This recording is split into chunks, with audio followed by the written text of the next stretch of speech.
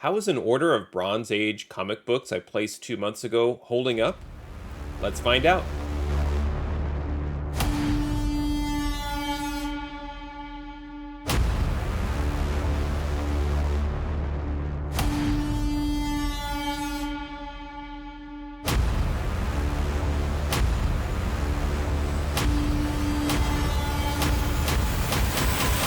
Hey there, today I have an unboxing video, and in this video I'm going to open up an order I placed with Atomic Avenue back in April. So this is a couple of months ago. A couple months have passed since I placed this order, and this order was really centered around a handful of Bronze Age books, ranging in condition from very fine to near mint. And it was just something that I kind of do on a regular cycle, where if I'm pre-ordering, I'm getting new books, I'm getting new comic book day types of new releases and so forth. I might look at slabs, I might look at really old back issues, Silver Age, look at heritage auctions. I kind of go in cycles with my comic book purchasing. And what I try and do is I try to maybe skim a little bit off the top in terms of Bronze Age. So this order is really focused around a nice handful of books. There's a couple of minor keys in here, and then some other books that people might consider to be filler. But I do believe that over time, high grade silver, bronze, and even some copper are eventually all going to be considered, I don't want to say key books, but desirable books. One of the titles that I sort of study probably almost daily is Amazing Spider-Man.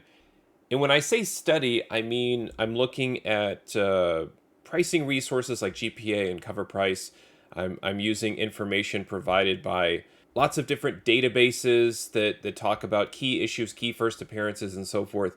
And I look at all of this, and what I notice is that at some regular frequency, there is a back issue of Amazing Spider-Man that becomes sort of recognized in a way of having some sort of significance. And I really think the significance is based on age. It's based on cover artists, creators, some creators that we've lost, and so forth. And I just feel like as time passes, with every passing moment, there's an opportunity to go back into those past eras of comics and really look at and appreciate all of those books in one way, shape, or form.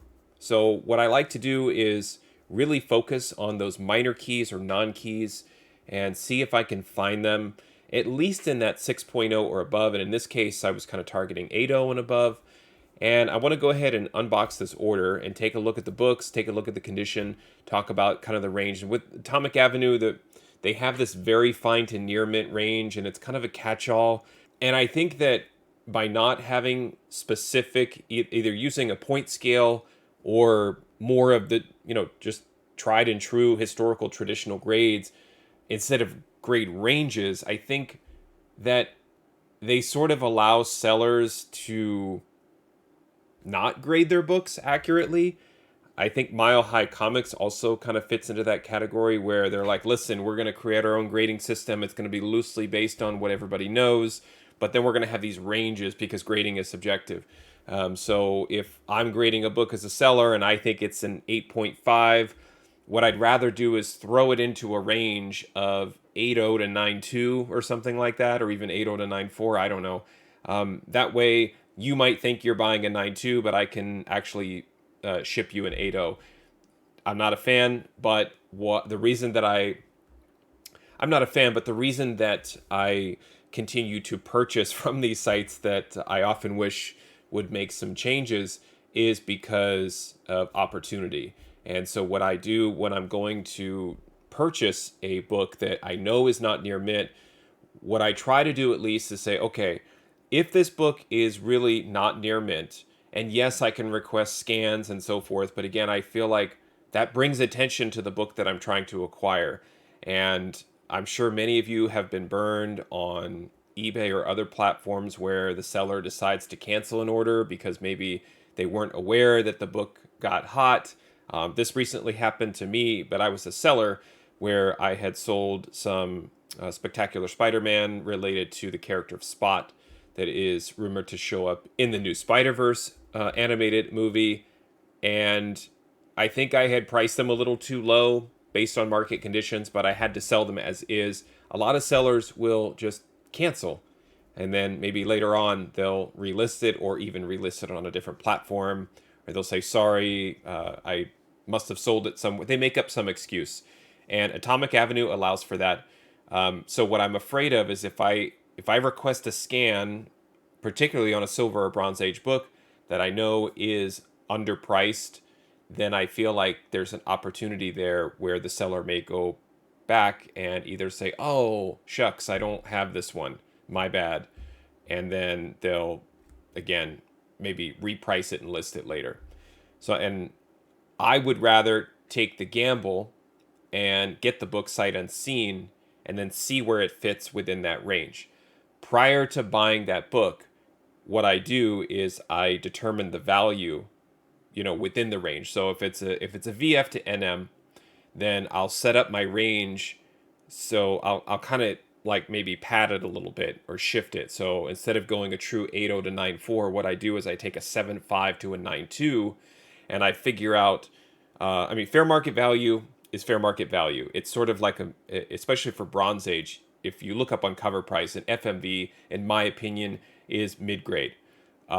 Silver might be midish to lowish, right? Or you could argue bronze might be in that 6.0 to 8.0. It's somewhere in that ballpark, but we don't know, because fair market value is just raw books sold. And again, grading is subjective, so we don't really know exactly what the grades of those raw books are. What I do instead is I figure out what is that range that sort of maps to the retailer or outlet or marketplace that I'm buying from in terms of a graded book. So I'll take the average for a 7.5 to a 9.2 in GPA and figure out what that is. And I understand that that'll scale, right, as the grade goes up. But I don't know what the condition is of these books, and we're going to find out here when we unbox this order. So what I do is I figure out what is the average grade of a slabbed book, and then I subtract the cost to get the book graded, fees, shipping. I have kind of a general number if you're going to just send a book in sort of the value submission to CGC, which is the slowest one. It's the basic tier. And I subtract it from that, and I kind of use that as my true fair market value. So what I try and do is, if I'm going to purchase a book sight unseen that fits within that range, I try to make sure that I'm not necessarily overpaying from the fair market value perspective, but also let's just pretend I were to take that book as an 8.0 and get it graded a CGC. Am I at least getting my money back, or how does the value line up there, so that I make sure that ultimately I'm not overpaying, but I'm also kind of protecting myself with the purchase. Hopefully that makes sense. Let's go through the comics. Let's take a look at some of the conditions of these books. I may take a couple out and grade them. We'll see. And then at the end of the video, I will show you what I paid for these books, compare them to fair market value, and also, again, kind of those ranges that I was just describing, so you can see what those values are of those books in those grades that I just discussed. So let's get to the unboxing and see which books I got. All right, here we go. This is the order from Atomic Avenue. It's from a seller, Ferber. I don't know how to pronounce the seller's handle on there, but what I do know is the seller loves to send books media mail, so it is what it is. I got free shipping. I'm at their mercy. Thankfully, the post office didn't open and search through the order. I can't stand media mail, but it arrived. So let's see how safely it arrived. Get this thing open.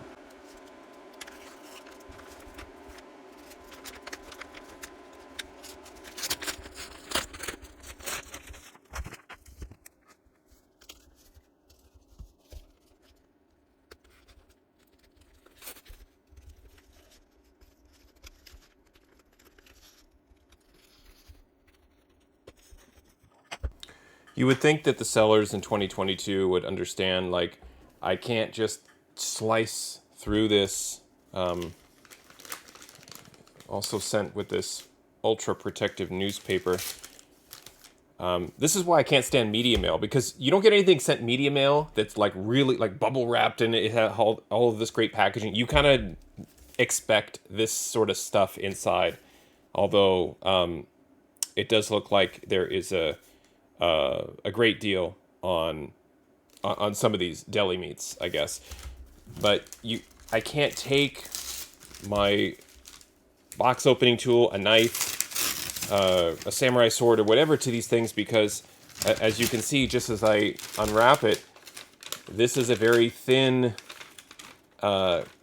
piece of newspaper that if I slice through, I'm slicing right through the book. So I have to very carefully open the package, because I would hate to see some sort of cut through the side of the books. But I'm in.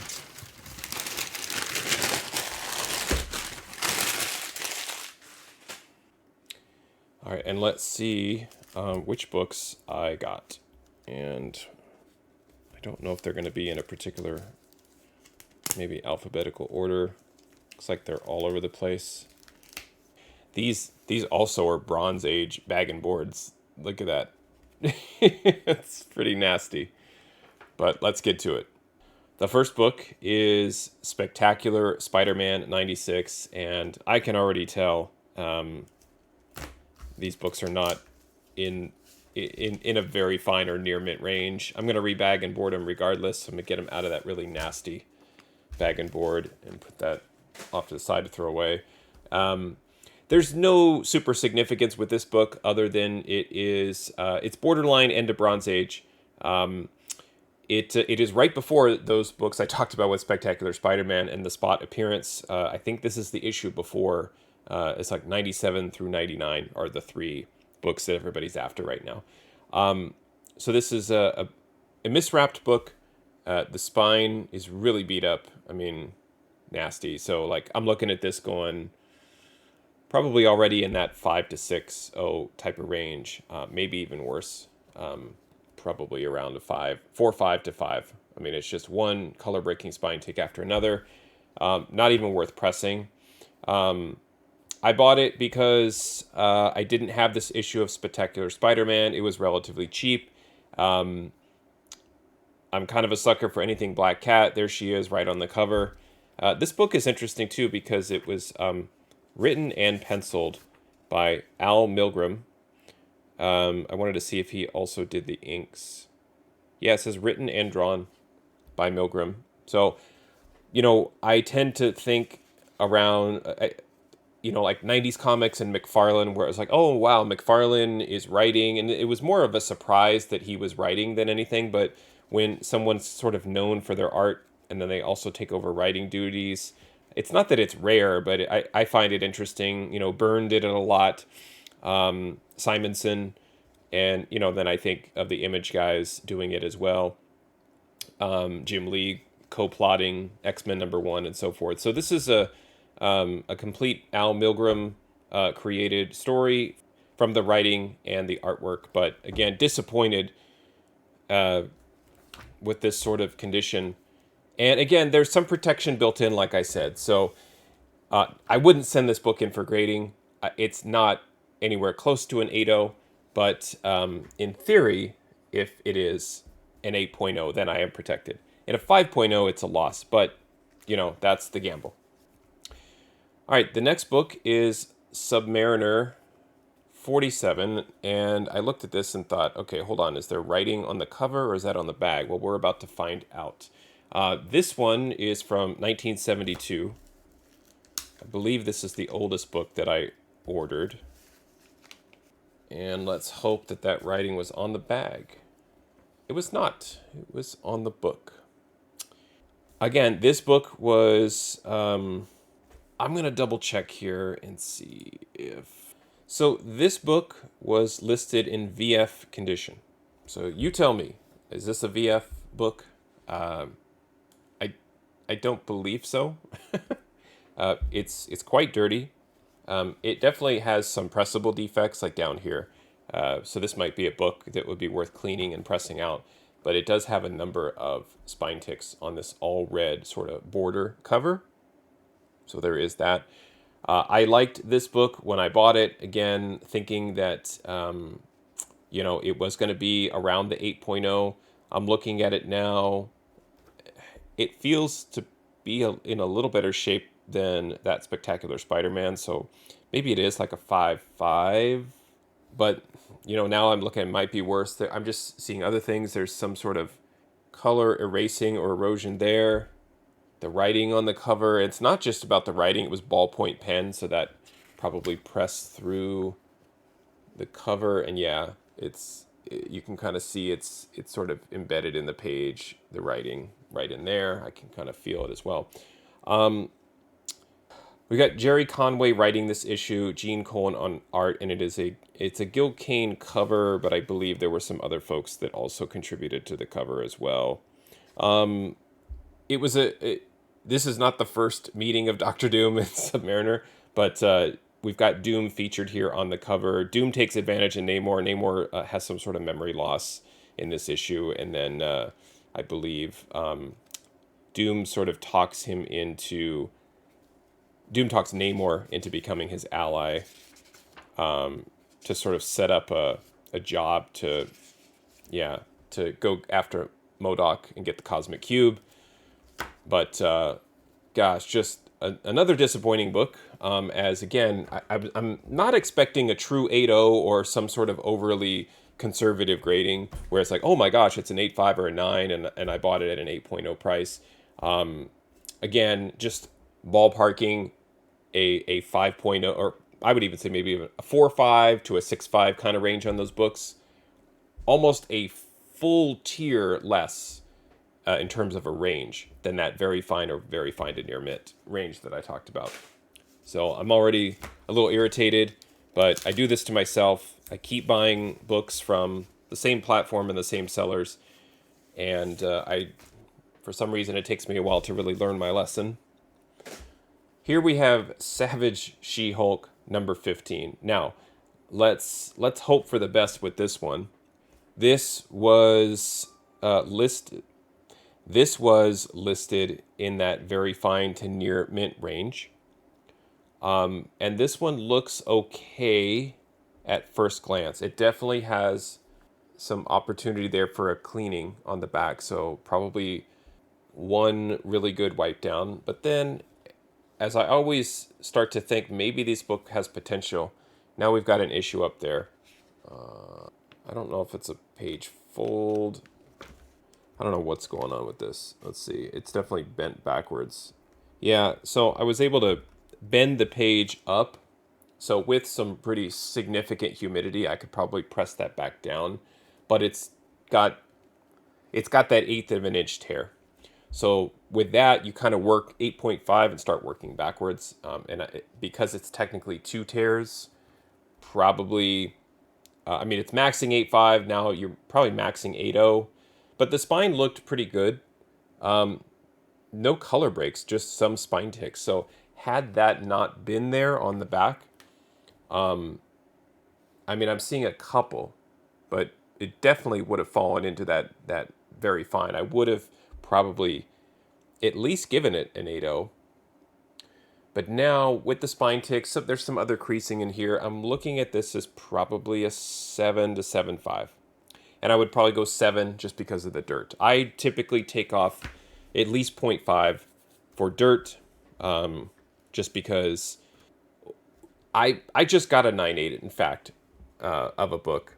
I want to say, no, it's not behind me, but I just got a book in a high grade slab, and I turned it over and looked at the back. When I was doing some rearranging with my slabs, I looked at a 9.8 that I had that was from borderline bronze copper age, and the back was dirty, and it got a 9.8. So it doesn't necessarily mean it has to be pristinely white and clean to get the 9.8. Me personally, as a rule of thumb, if I see any sort of discoloration on the back that could be maybe buffed out with an eraser or go through some sort of wet cleaning process, I at least bump it down a half. If it's super dirty, then it's a full grade. And I do that because it sort of adds a note for me when I'm thinking about cleaning and pressing books, that I'm going to have to do some work. And then I try and figure out, is it worth it based on the loss or the potential grade loss if I just left it alone? So I try and create some sort of variable there in terms of grading. So that She-Hulk to me is probably, I'm giving it a 7. It's probably a 7.5. You could argue it's an 8, especially if the back presses out and the tears don't look so significant there. But as is, it's a 7 to me. I never want to grade a book with the potential of what it could be if I actually performed the work. It has to be as is. So to me, that's a 7. All right, keep going. This is basically a plastic bag, not even a comic book bag. That's what I love about buying these older books. It's always an adventure to see how they were wrapped. And this one is not great. But this is another Submariner issue. Submariner 57. Kind of like the Milgram Spectacular Spider-Man book. This was completely done by Bill Everett. So he did the cover art, story, pencils, and inks. Really, really cool, dynamic cover art. I don't know if this is considered a bondage cover, technically, in that whole community. I sort of stay away from that. Also, for those in the shark community, there is a shark on the cover. So for folks that collect books with sharks on the cover, this one's for you. Doesn't look too terrible on the front. The back has some general dirt, but not too bad. You could argue that this one does not necessarily need that wet cleaning. A little something there that could be cleaned up. But the back has some minor spine ticks, not too bad. This one too was listed in very fine. I took a chance too. It has obviously like a darker all black cover. There's some creasing that kind of goes through the book, through the middle, if you just follow the light there. So, there's actually lots of creasing, but this is a very pressable book. So this one I would probably indicate that it could be pressed. Yeah, right there, a Bill Everett production. So he's all over this book, but really dynamic, detailed art. I mean, if I showed you that art and you're like, which 90s artist did this? You'd probably guess like, well, it doesn't quite look like Lee, maybe Portasio or something, but the Everett art is super detailed here. Really cool. A little Kirby-esque. This one too has some significance because this is the first appearance of Venus in the Bronze Age, who appeared in the 50s. She was known as Aphrodite in ancient Greece, and she's the daughter of Zeus. And then most recently in the late 2000s, she had a run-in with the Agents of Atlas, where the Venus character in Agents of Atlas was assuming her name, and they wrote a story of Aphrodite coming back because she was known as Venus originally, and they kind of had it out, and Agents of Atlas held her off. And is she going to appear in Thor: Love and Thunder? I don't know. We know Zeus is in there. Is Zeus going to be surrounded by his daughters? And would it be a character that has some significance in the story? Don't know. But it just has a lot going for it. The age of the book, the cover art. It's sort of like a non-key, minor key, so to speak. But I think as Submariner really gets going in the MCU, a lot of these issues are going to be considered key. So as far as the grade goes, it definitely has pressable defects. This is probably the nicest copy out of the issues I've opened so far. It does have, I forget what this is called exactly, but it's basically a production problem where the page is kind of, you're probably not going to get dinged by CGC on that because it is a production error where the page goes through and it's just, there's so many pages that are going through in the production process that sometimes they just kind of get caught. It's not something that I feel like is presentable. If I had this in my hand at an LCS or convention, I would probably pass on it, but it's not going to contribute or detract from a grade in most cases. So yeah, it does need a little bit of a slight cleaning, but not bad. And it would definitely benefit from a press. But as is, I think it's fair to give it an 8.0. I do. The color breaks are there, but they're minimal, maybe 5 or 6.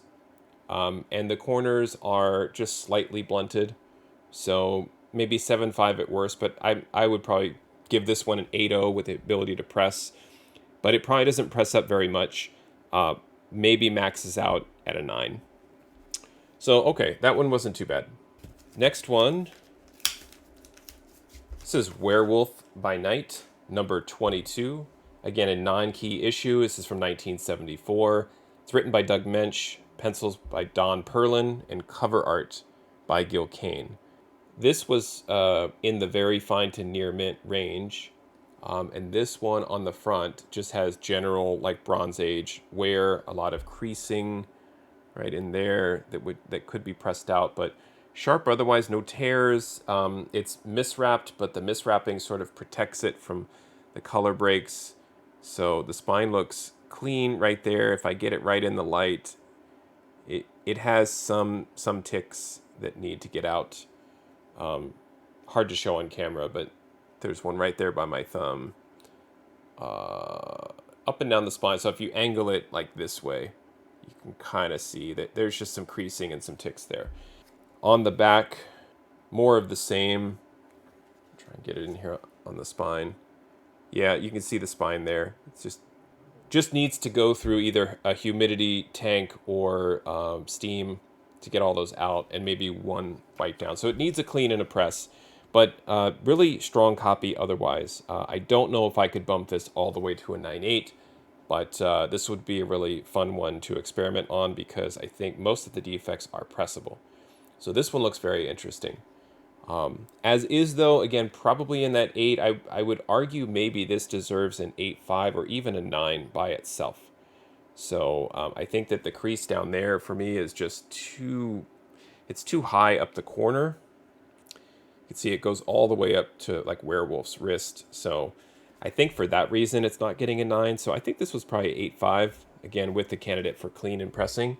And again, no real significance there. It's a first appearance of Atlas, who, spoiler alert, dies in the next issue. So, he's a kind of a one and done.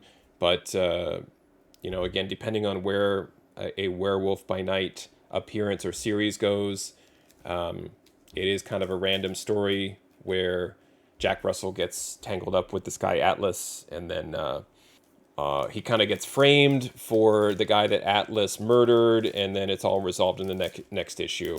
But again, great issue from 1974. The next one, like each of these has a different bag and board. Weird. Fantastic Four number 205. This is from 1979. This is, I think it's considered a minor key. I hesitate just to say key issue, unless I'm really sure it's a key. But it's a minor key. It's the first team appearance of the Nova Corps. And there's a couple of characters here related to the Kree Skrull entanglement war, if you will. It's the first appearance of Rull, who later becomes the Protector. And then there is a Skrull Emperor that is first named in this book. Again, that's all random. It's not necessarily, I'm not speculating on any of this. It's just if these characters somehow are, maybe there's a casting rumor or something, then, you'd kind of relate back to this book. But you've got some Kree Skrull action happening in this one. This one was in that very fine to near mint range. It doesn't look too bad. Looks all right. So maybe the worst is behind us. We do have a little bit of chipping down there on that black border on the cover. A little bit of a crease up and down the spine there. That could be pressed. And this one also is miswrapped, and not a fan, but again, protecting the spine, which looks pretty decent here. That corner looks like there's a page on the inside that's coming out or something. But on the back, same sort of situation where probably needs to have one solid pass of a wet clean, as it is a little bit dirty, but pretty strong copy. This one I would argue is probably a 9. Could be a candidate for a 9.2. There's a finger bend on the top right there. So again, just to be conservative, I would probably leave that one as a 9. Okay, 2 more to go. This next one is Iron Man number 120. Bob Layton on cover art with this one. And this is, again, minor key or key, depending on your point of view or perspective. This is the first appearance of Justin Hammer. And Justin Hammer was portrayed in the MCU in Iron Man 2 by Sam Rockwell. It's also Demon in a Bottle Part 1. And so that it arguably is probably the Iron Man story. Demon in a Bottle. You could argue Armor Wars now, because there's going to be an Armor Wars TV show. Thanos' first appearance and everything. But if you're an Iron Man fan, you think about Demon in a Bottle, and you think about that storyline. So this is part 1 of that. This, too, was in that very fine to near mint range. I'm looking at the edge here. No, I'm like, are there no spine ticks? Yeah, no color breaking spine ticks on this one. Just a really, really strong spine. Little bit of a just slight fold there on the corner. Tough to pick up in the light, but along the bottom, right in here, right there. There's just a little bit of waviness down at the bottom. So that would have to come out. So again, another pressing candidate, but super strong. Really, this might be the best condition book in the order here. I would still probably just give it a light wet cleaning over here just to make sure that white pops. It's very strong as it is. This is probably a 9. Well, it is quite wrinkly. 9.2. I was going to say 9.4. So I thought it was a 9.4. It's probably a 9.2. Additional wrinkling that needs to be steamed out and pressed up here. Same with down here. So now I'm kind of in that 9 range. But yeah, I'd probably leave it as a 9. There's just too many creases. The great thing, and I'm getting excited about this book, and my attitude is shifting positively here because a lot of this is pressable. So I don't know if that's a 9. I think there's just too many problems with that one to be a 9.2. So I would leave that one as a 9 as well. So, the higher end of that VF to NM, or not higher end, right in the sweet spot of VF NM on that one. And the last book in this order is New Mutants 24. This one is all about Chris Claremont and Bill Sienkiewicz. This is the run of New Mutants where Sienkiewicz was doing those really kind of out there, taking some chances artistically, and also scared me as a child. So that he got that going for the book as well. This one, I see these books all the time, these New Mutants books, and they have like these huge like color breaking spine ticks. It's just typical. So I do see a couple, but it's not too bad. Really, you've got that crease in the spine that could be pressed, but it's not too bad. The color looks really strong. It almost looks as good as a brand new book off the rack today. There is a little bit of gentle pushing on that, some softening on that corner.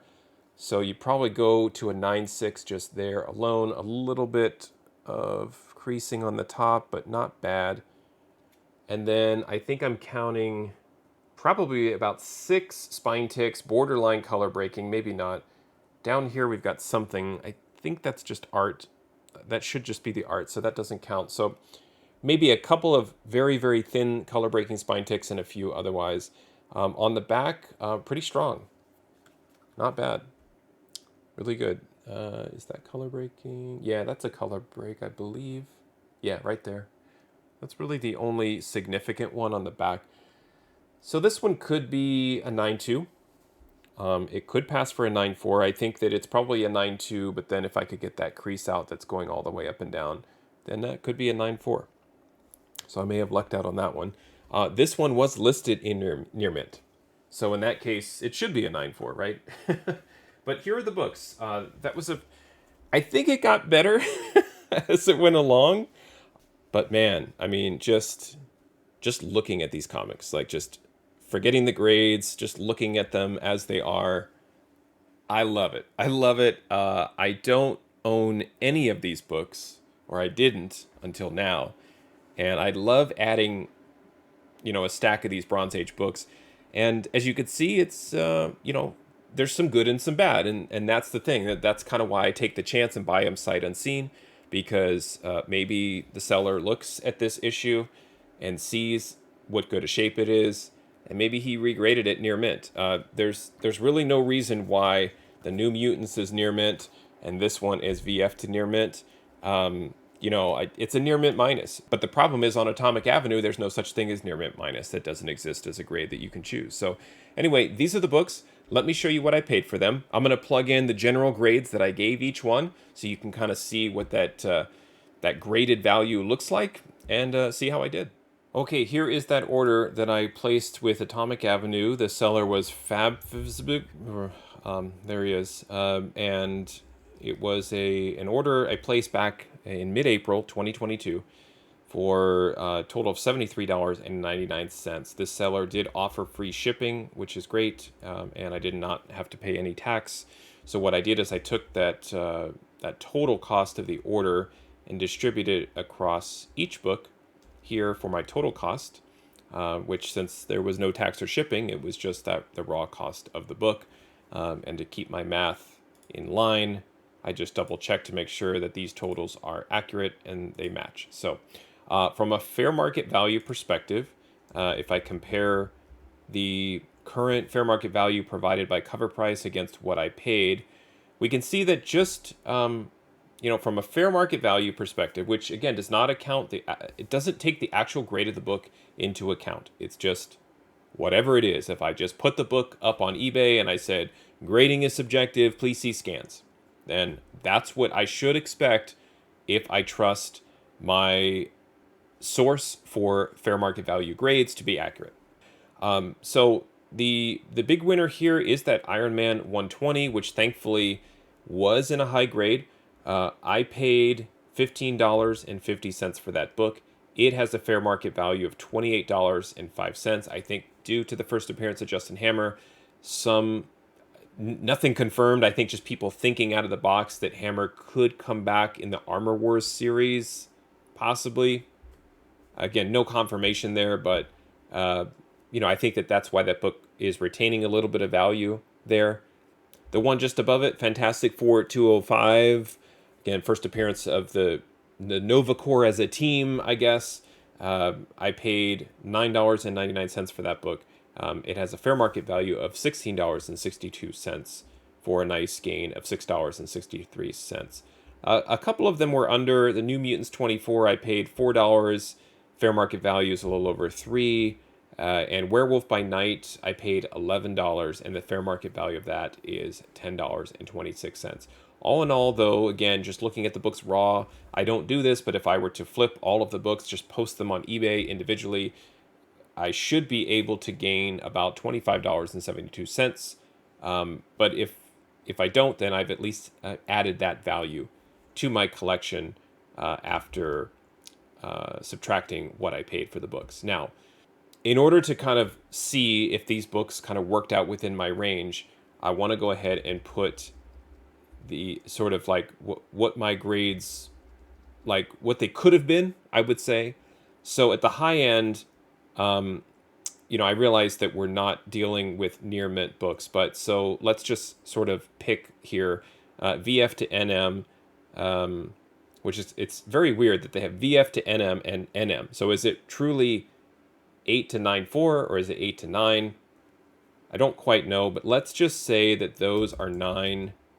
The NM is 9.4, right? We're just sort of guessing here. VF would be 8. These two would be an 8. And this would be a 9. Okay.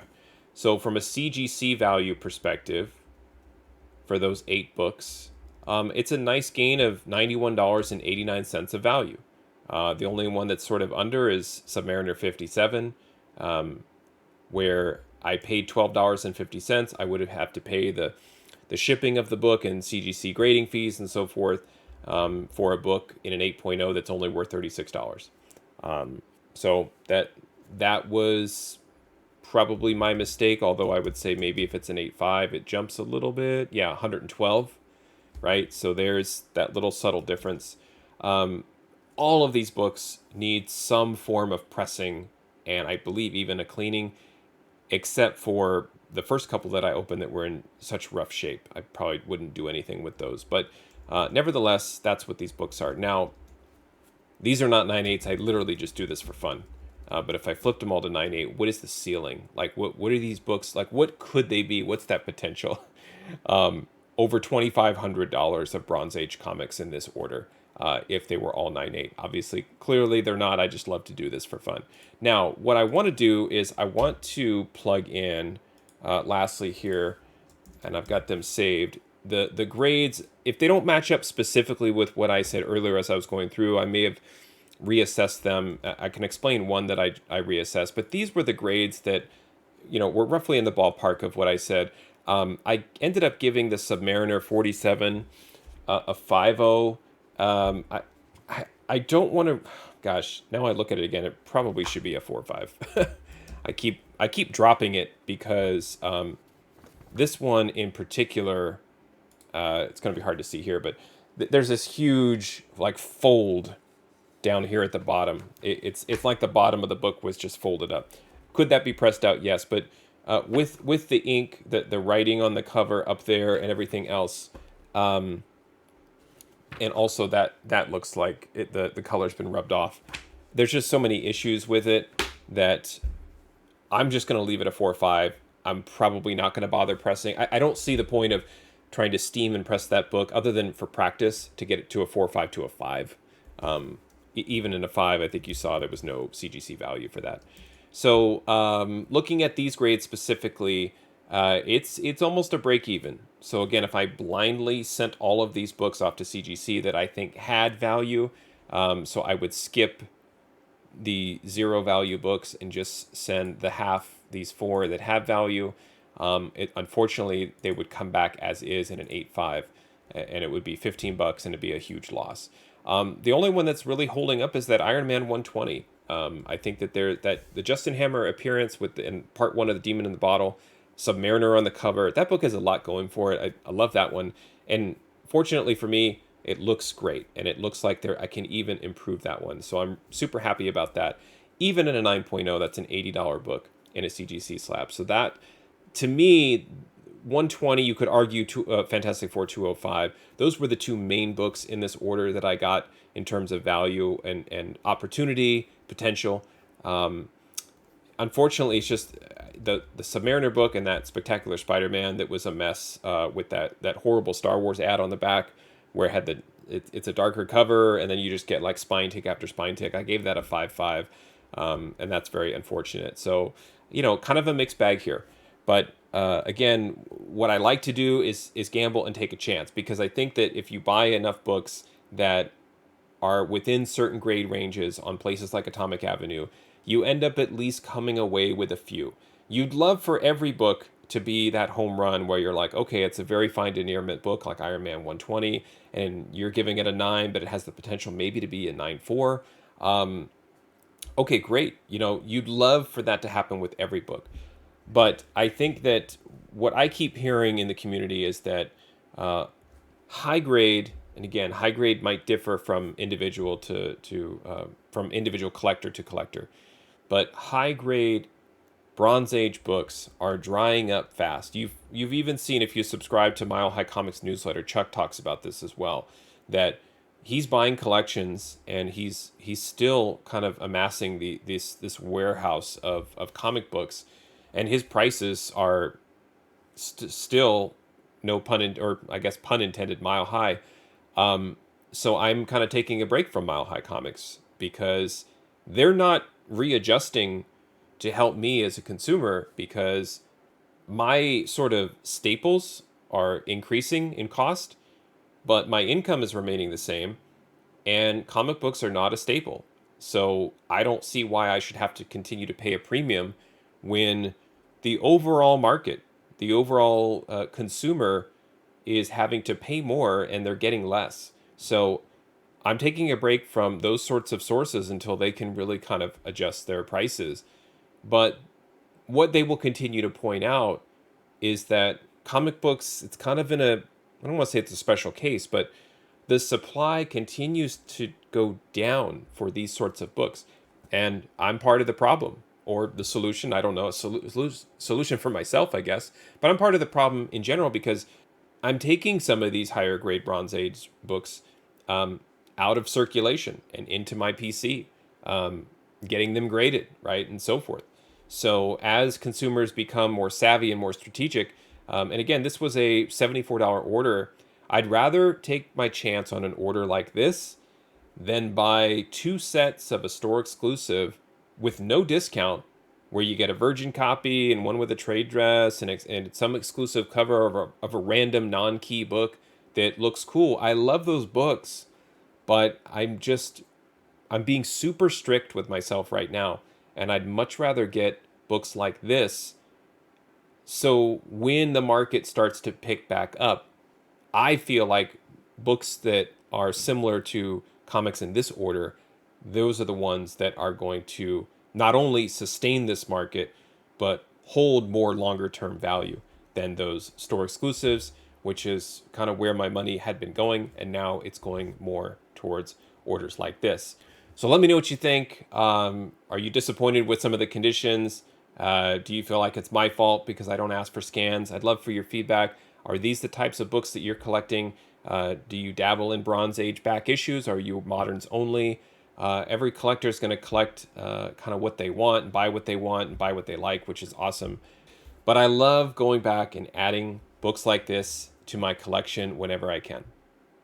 Thanks for watching. Happy collecting, and see you next time.